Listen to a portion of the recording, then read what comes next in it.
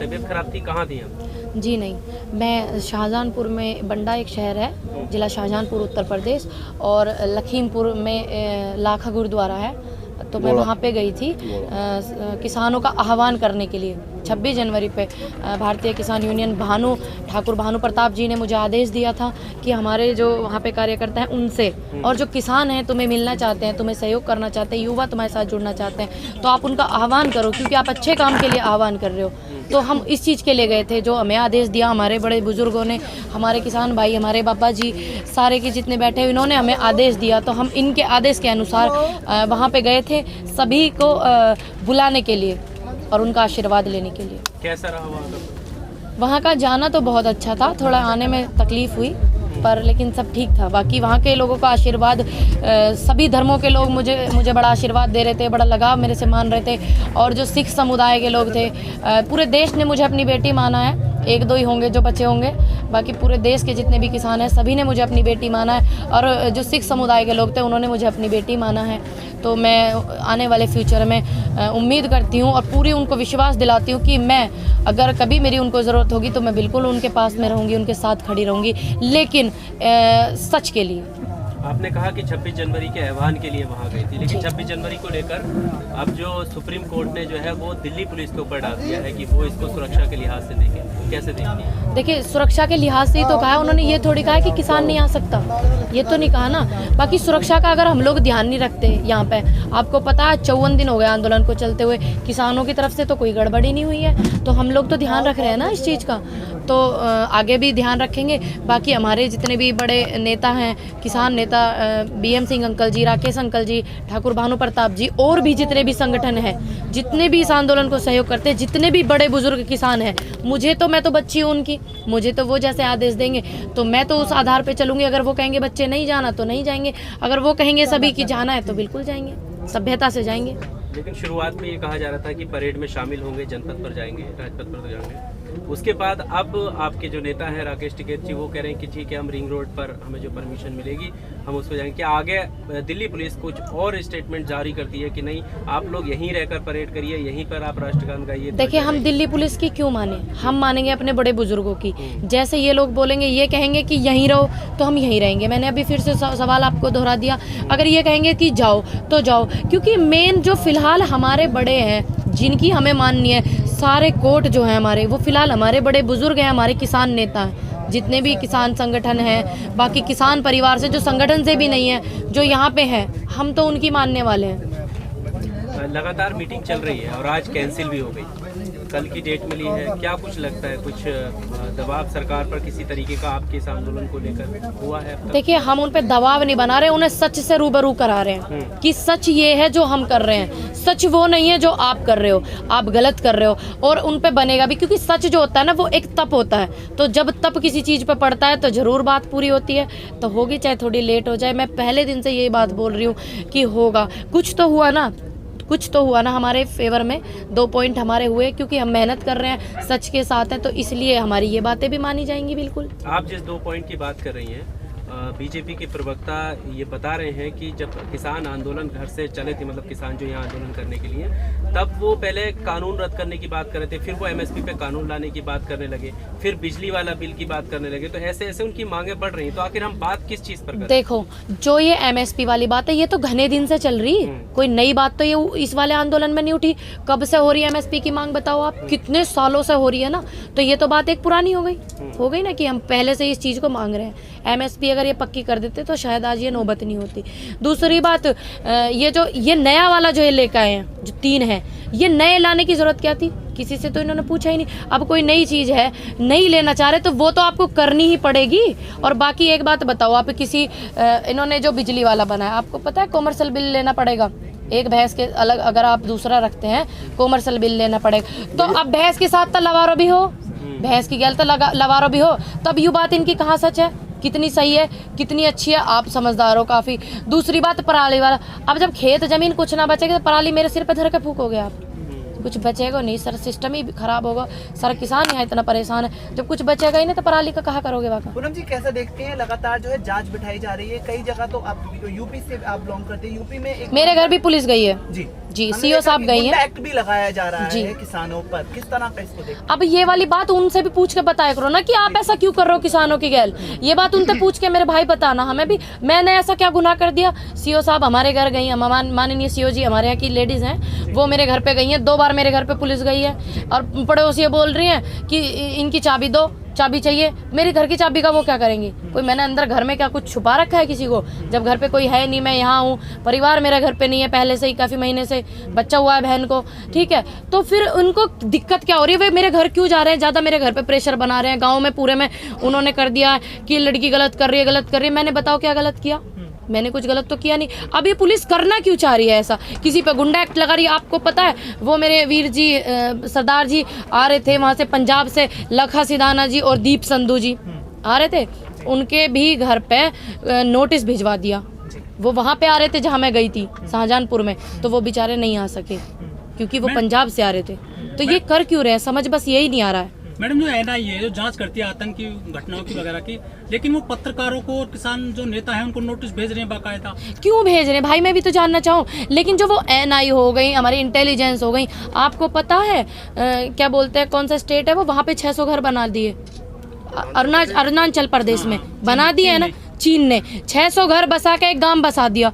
तो जो हमारी इंटेलिजेंस है उन्हें वहाँ ज़्यादा ध्यान देना चाहिए, या हमें अपने परिवार के लोगों को ये ऐसे ऐसे नोटिस भेज के दिक्कत में डालना चाहिए? सोशल मीडिया पे लगातार ट्रेंड कर रहा है कि किसानों पर एनआईए हो रही है और जो पत्रकार की जो एक चैट लीक हुई है उस पर कोई कार्रवाई नहीं है। किसान इसको कैसा देखते हैं? जो सही पत्रकार हैं, ठीक है, पहली बात तो ये हो क्यों रहा। दूसरी बात, जो सही है हम तो उनका सहयोग करेंगे, ठीक, गलत का हम बिल्कुल नहीं करेंगे। और कोई भी किसान, चाहे वो पत्रकार है चाहे वो किसान है, कोई भी किसान या कोई भी देश की जनता किसी गलत व्यक्ति का सहयोग नहीं करेगी, ठीक है। अगर वो सही है तो हम सही नज़रिए से देखेंगे, अगर वो गलत है तो गलत नज़रिए से देखेंगे। भाई ने एक सवाल किया, मेरा जवाब उनको पूरा नहीं मिला, अभी मैं उनको जवाब दे दूं।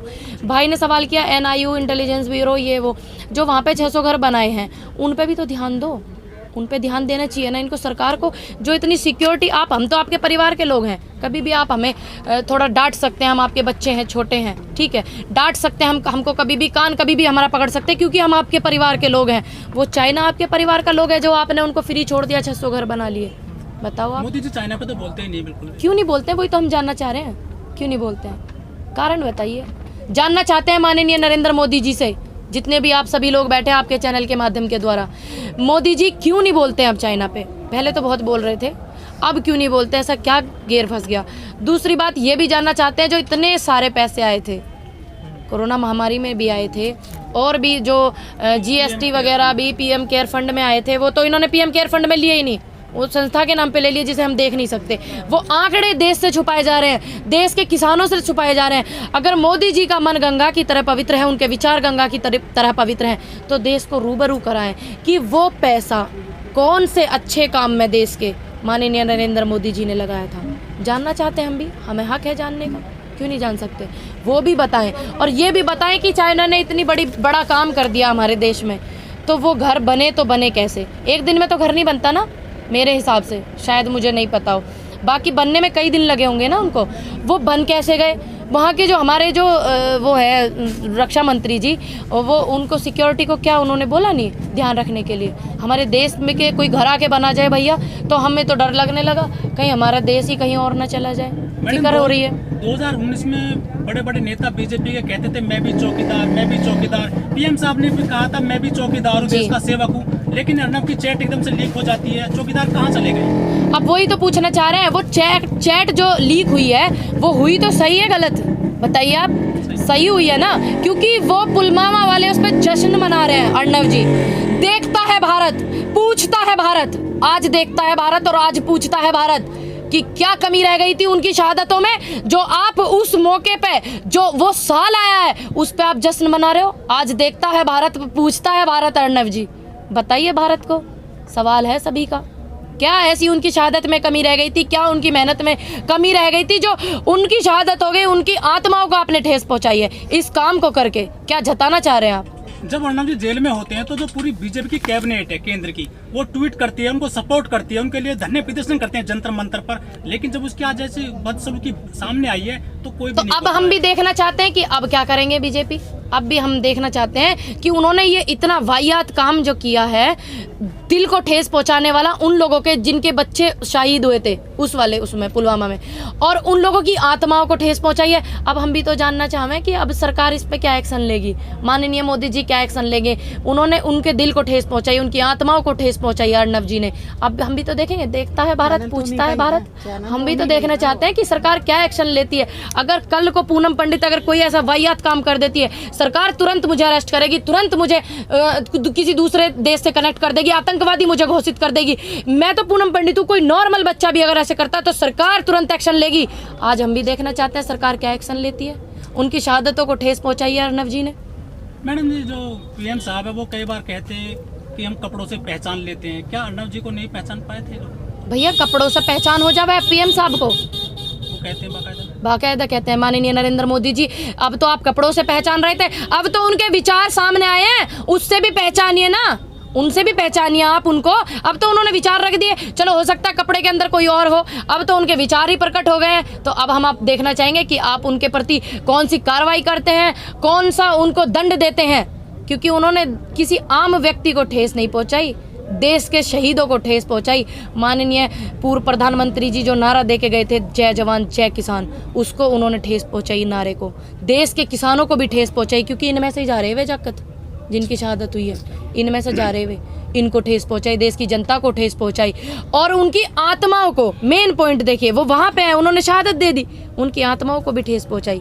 अब देखना चाहे भारत क्या करेंगे माननीय नरेंद्र मोदी जी। उम्मीद करेंगे उनसे, आशा करते हैं कि बिल्कुल जो सही है वो करे। कल को पूनम पंडित ऐसा वाहियात बयान दे देती, पूरे में बवाल हो जाता, पूरे में सरकार हमें कैप्चर कर लेती, सरकार हमें आतंकवादी घोषित कर देती, खुद मोदी जी कर देते हमको। और हम चाहते हैं कि अगर हम कोई ऐसा वाहियात बयान देते हैं, किसी की भावनाओं को ठेस पहुंचाते हैं, तो अच्छी बात है, आप हमारे खिलाफ पूरा एक्शन लीजिए।